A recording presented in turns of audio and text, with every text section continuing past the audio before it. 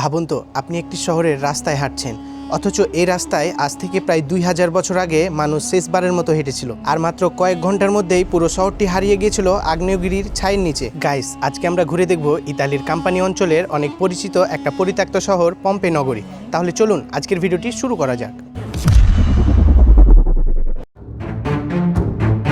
আজ আমি দাঁড়িয়ে আছি পম্পে শহরের মাঝখানে। চারপাশে তাকালে মনে হয় এটা শুধু কোনো ধ্বংসাবশেষ নয়, এটা একটা থেমে যাওয়া শহর।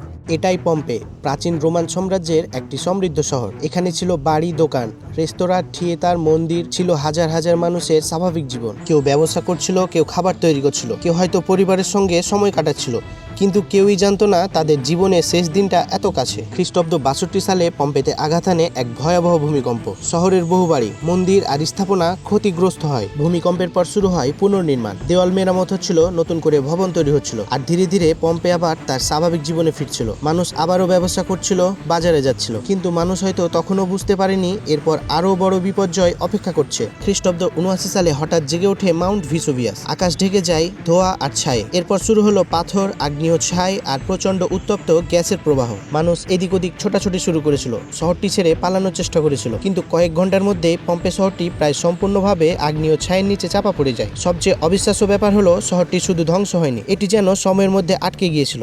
এখান থেকে একদম ঠিক আমার সামনে দেখা যাচ্ছে সেই বিখ্যাত ভিসুভিয়াস আগ্নেয়গিরি।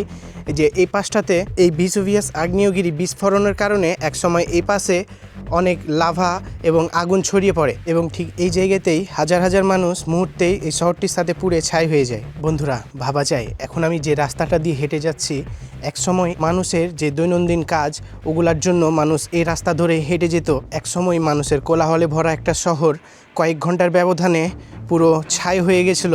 এরপর সময় যেতে থাকে, আর এক সময় এগুলো উদ্ধারের কাজ শুরু করা হয়।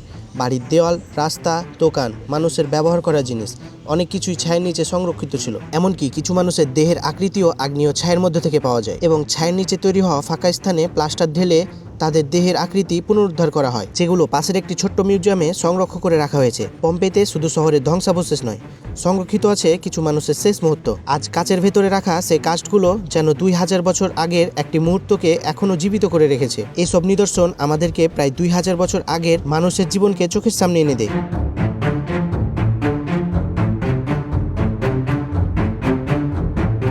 বাংলাদেশের প্রখ্যাত ইসলামী বক্তা আল্লামা দেলওয়ার হোসেন সাঈদী তার একটি আলোচনায় ইতালির এই পম্পে নগরীর কথা বলেছিলেন। ছোটবেলায় তার মুখে যখন এই শহরটির গল্প শুনেছিলাম, তখন পম্পে ছিল আমার কাছে পৃথিবীর এক দূরের রহস্যময় শহর। কখনো ভাবিনি একদিন আমি নিজেই সেই শহরে ঘুরতে আসবো। ভাবতে অবাক লাগছে, একসময় দেলওয়ার হোসেন সাঈদী হুজুরের মুখে এই পম্পে নগরীর কথা শুনেছিলাম, আর আজ আমি সেই পম্পে নগরীতে দাঁড়িয়ে নিজের চোখে দেখছি সেই জায়গাটা। জীবনের কিছু মুহূর্ত সত্যি স্বপ্নের মতো মনে হয়। অনেকেই বলে শহরটির মানুষগুলো নাকি অনেক বেশি পাপে লিপ্ত হয়ে গিয়েছিল, যে কারণে আল্লাহর গজবে পুরো শহরটি ধ্বংস হয়ে যায়। পম্পে আমাদের শুধু ইতিহাস শেখায় না, এটা মনে করিয়ে দেয় মানুষ যতই ভবিষ্যৎ নিয়ে পরিকল্পনা করুক, প্রকৃতির শক্তির সামনে আমরা কতটা ছোট। প্রায় 2000 বছর পরেও পম্পে দাঁড়িয়ে আছে একটি শহর হিসেবে নয়, বরং অতীতের একটি জীবন্ত সাক্ষী হয়ে। তো গাইস, এই ছিল আজকের ভিডিও। আই হোপ আজকের ভিডিওটি আপনাদেরকে ভালো লেগেছে।